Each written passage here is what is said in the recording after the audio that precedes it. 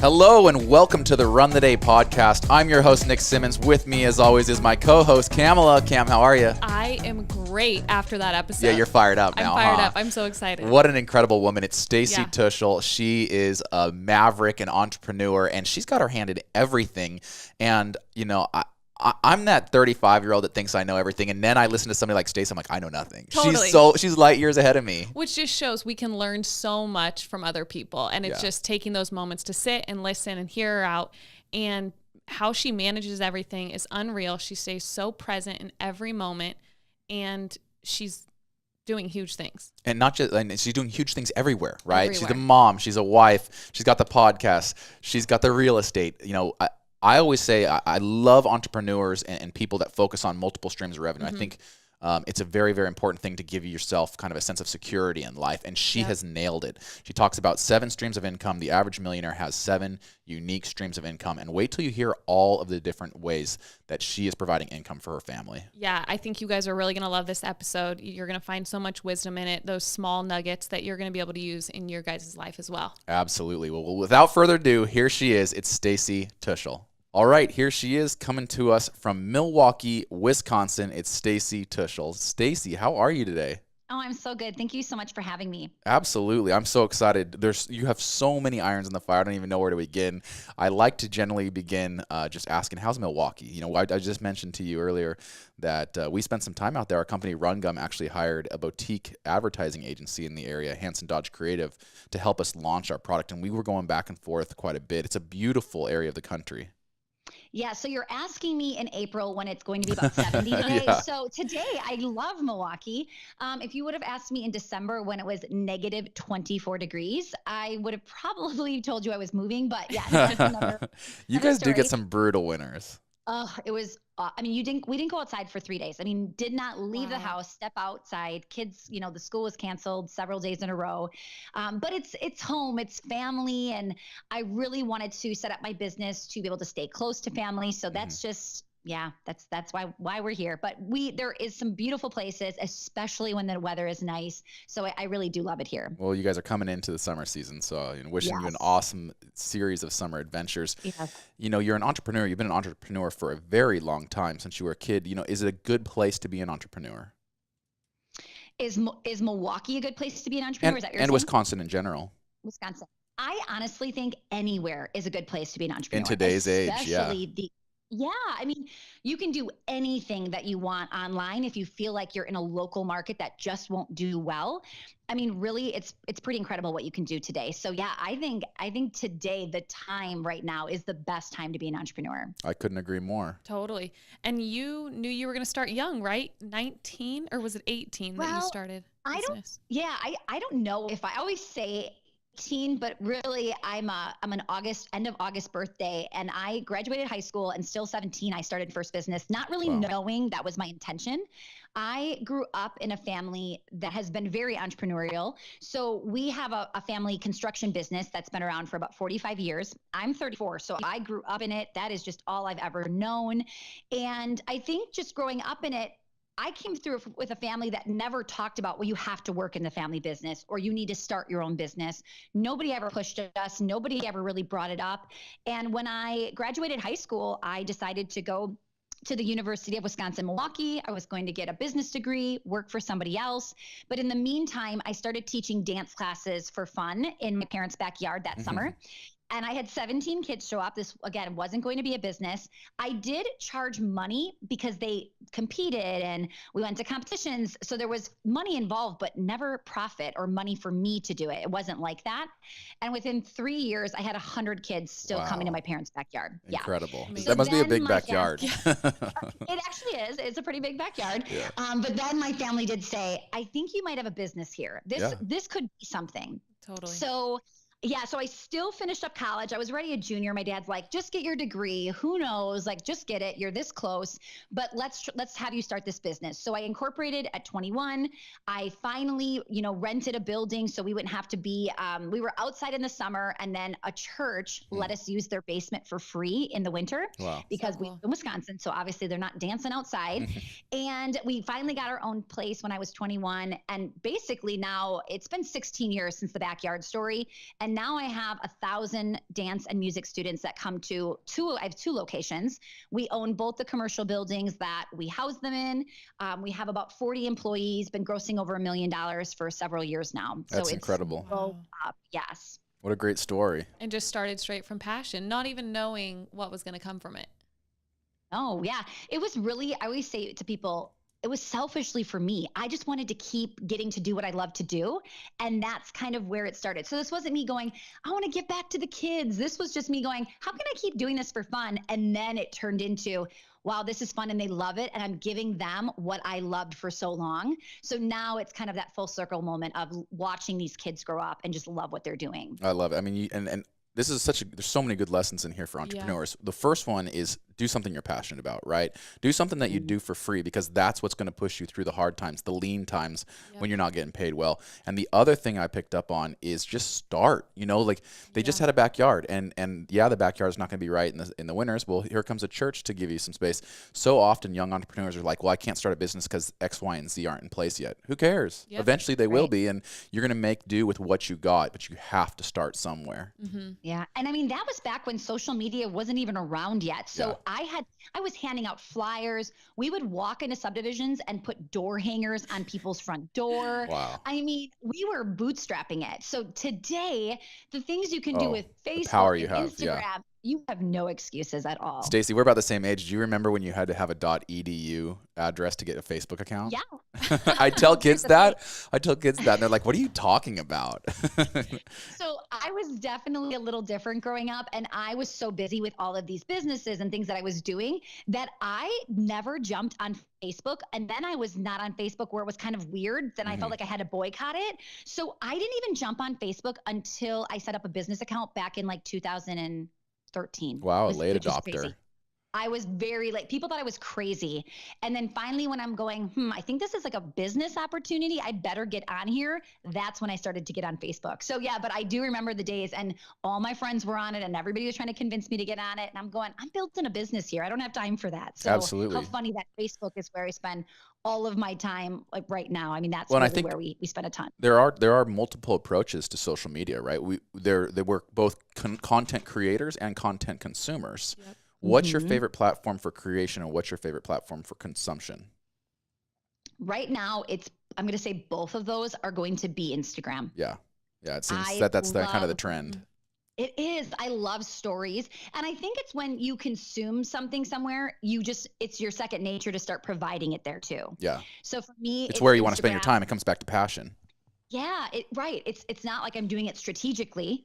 I'm doing it because I really love it, and I love to see behind the scenes. So I try to really be proactive on sharing behind the scenes, because people want to see that. They want to see what's actually going on. So cool. I love that. Just the authenticity of your business, what's happening, the people that are involved. It makes people feel like they're a part of something. Yeah. And thank goodness they added the swipe up feature. Totally. Because driving traffic from Instagram used to be next to impossible. It was great for brand building, but horrible for driving traffic. And now that they offer that feature, that's super helpful.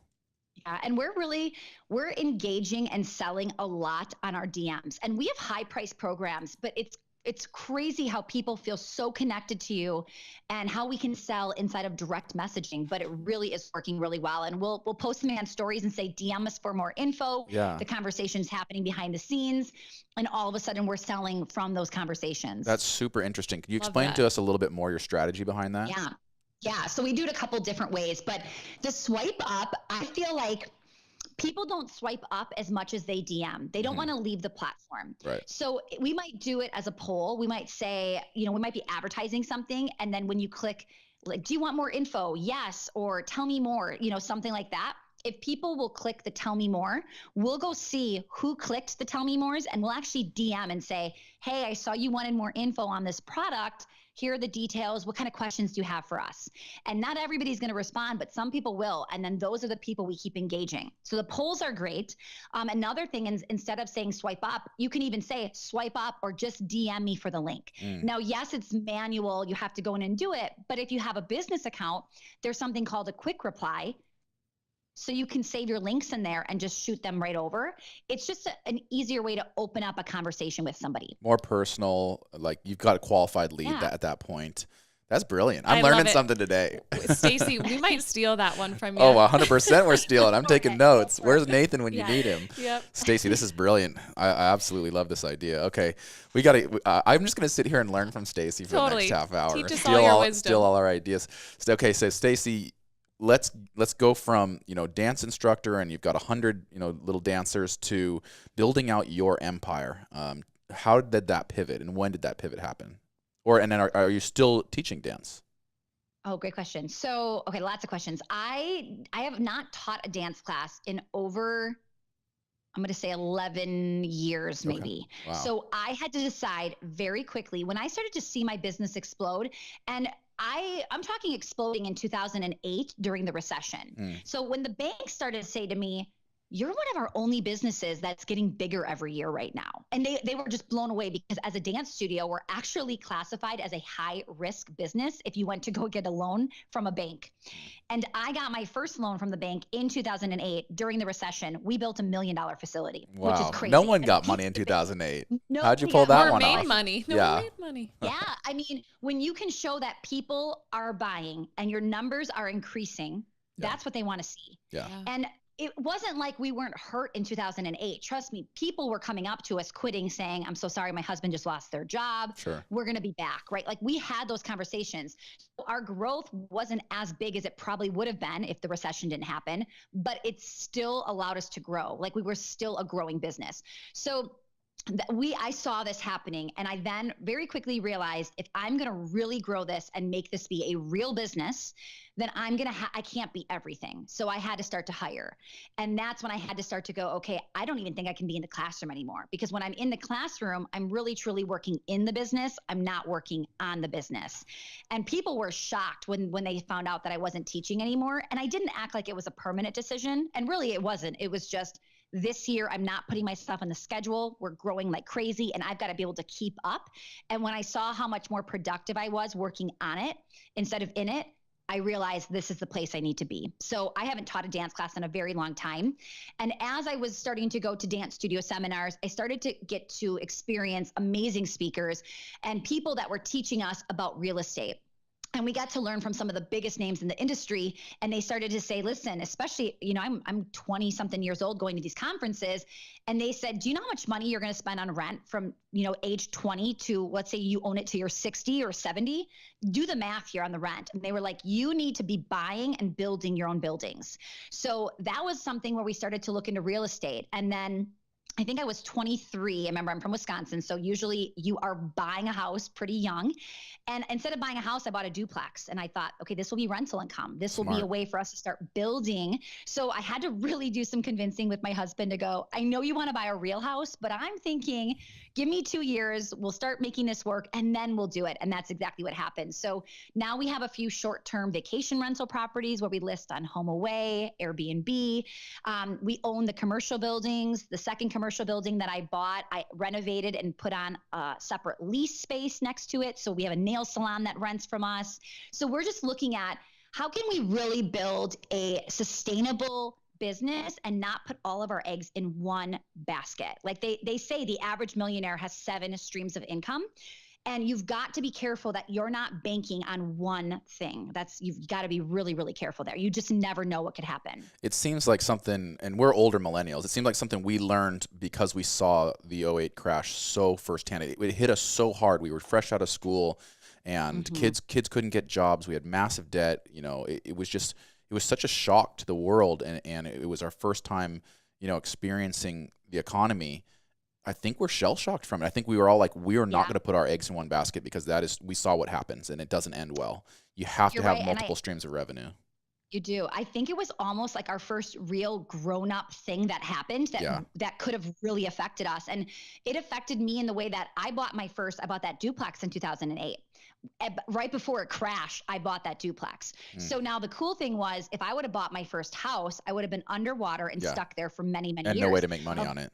And no, yeah. But because I bought a duplex, I was able to leave, get a different house 2 years later and continue to sell it until it wasn't underwater So anymore, or smart. not sell it, rent it. I wish I So could have said the same thing. I bought a house in know. 06 and I was underwater for Yeah. 10 years. Yeah. So that happened a lot. So because we were being very strategic, we didn't know that was going to happen, but it really saved us. So I think seeing that firsthand, experiencing what that was like, I never had a real job. So I never had, somebody tell me, oh, you're laid off or this is going to happen. But I saw it happening a lot around me. And these families would come in and, dad would be laid off and then mom would get laid off. And we were losing people for sure. So I did get to see that side of it. And I know that it'll happen again. And we have to be prepared, and we have to make sure that when it happens, our business is really safe and secure.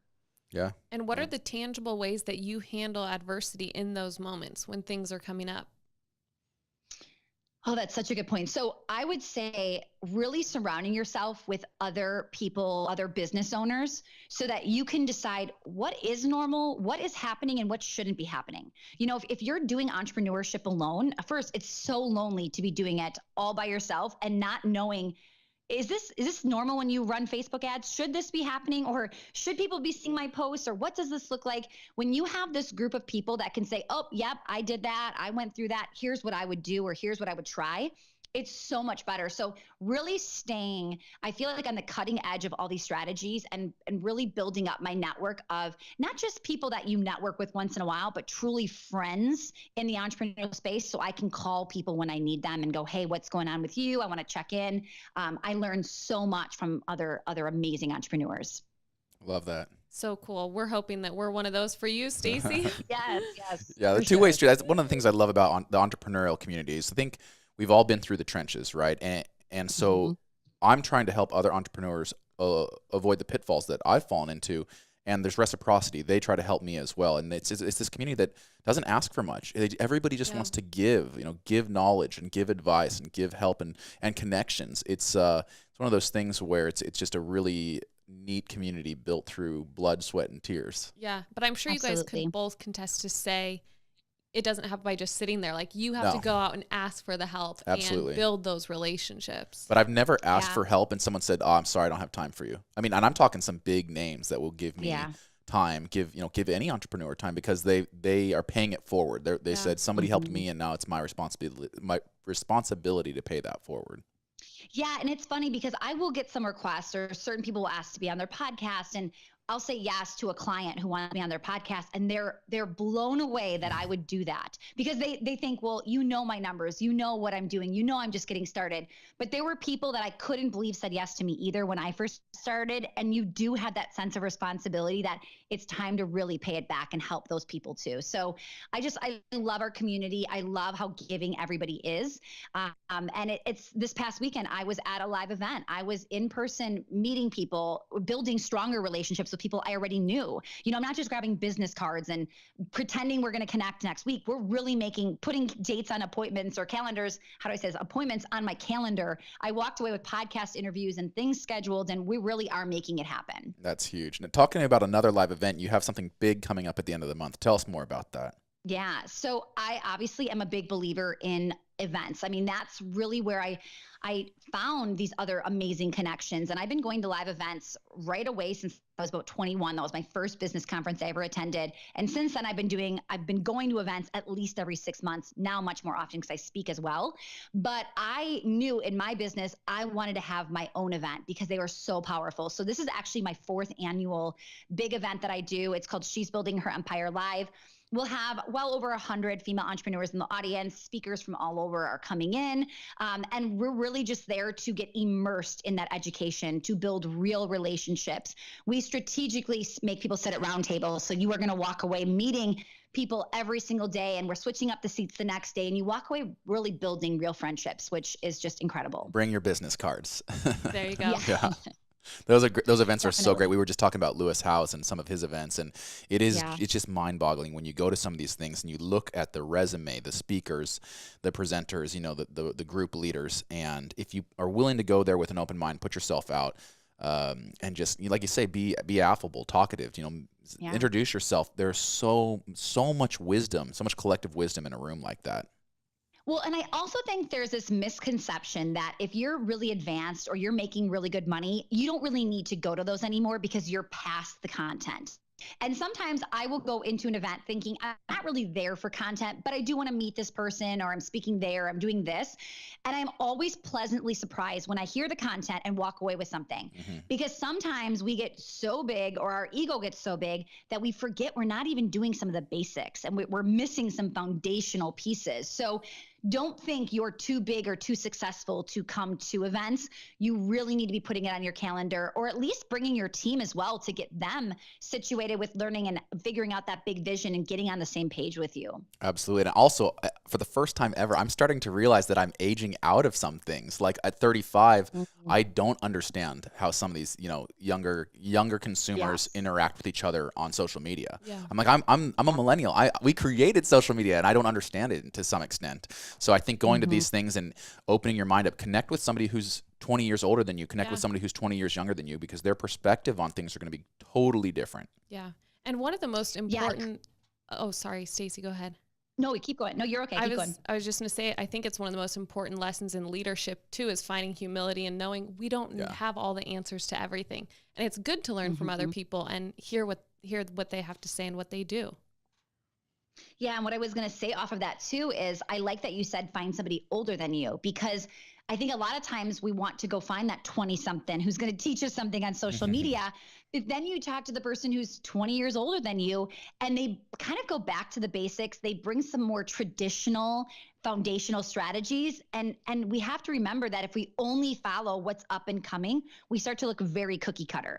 And I always tell people, you don't want to just be better than your competitor. We need to be different. So let that outside inspiration come in. I love how you said, speak to the younger, speak to the older, get different opinions. And that's how you form something that's so different that nobody can compete with. I love it. Here at Run Gum, we've got a team of 10. We've got our youngest employee is 22 and our oldest is 54. And we all go out for lunch every Wednesday. And you put those 10 minds together, and the conversations and the ideas, they're so varied and so diverse with such great backgrounds. It's pretty fun to actually watch everybody get together and share ideas. How many people do you have on your team, Stacy? I think I read 40 or so employees, right? Yeah. So in my dance studios, we have a team of about 40 plus employees, and we have a management team, a leadership team. So it's definitely, it's not me managing 40 people. I would not be able to do that at all. But then in my online business, there are 4 of us that are working full time. And then we have a lot of contractors. I mean, obviously things like graphic design, Facebook ads, sales team, all of that. Wow. And with all those, different avenues and the different income streams that you're in, how do you balance it all? So I think one of the biggest things that people see when they see me is they almost give themselves permission to start 2 businesses at the same time. They think, well, Stacy's doing it, so I'm going to do it. And I will tell you that you're watching 16 years worth of things happening. Yeah. So I never took on, I shouldn't say never, because I've learned my lesson. Don't do that. But I always try to be strategic when I'm adding things. I'm not trying to build 2 things at once, because your focus really can only be in one place, or you're not going to do a great job at either. So for me, I've really made sure that I felt in a place where, okay, there's systems in place, there's a team in place, everything is very well oiled and systematized. It's time where we feel good to take something else on. And if we can't say that, then it's not the right time to take something else on. Question for you, Stacy. I really love studying this model of like multiple revenue streams. I try to do that in my own life, and I love when entrepreneurs talk about it. Do you try to weave them together and have synergy between the streams, or you try to keep them separate so that if one, pillar falls, the other one stays standing?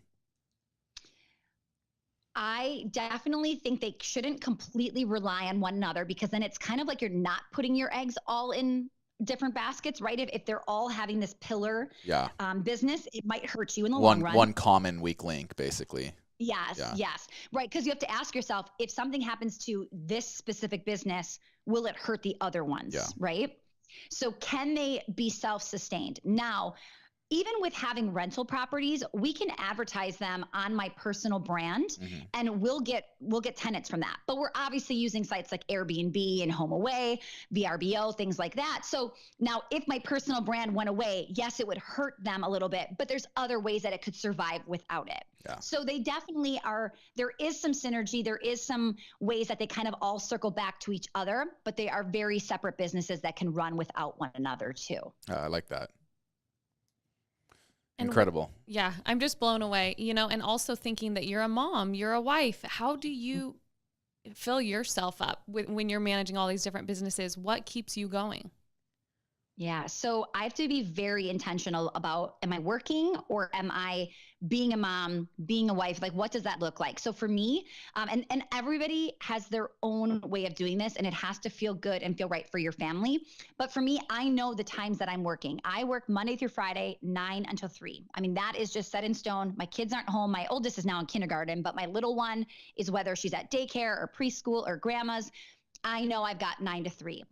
But in the morning, I'm mom. I'm getting everybody ready for school. You're not going to see me checking email or on the phone. Same thing in the evenings. It's like last night, it was so warm out here. We had a little picnic on the front porch.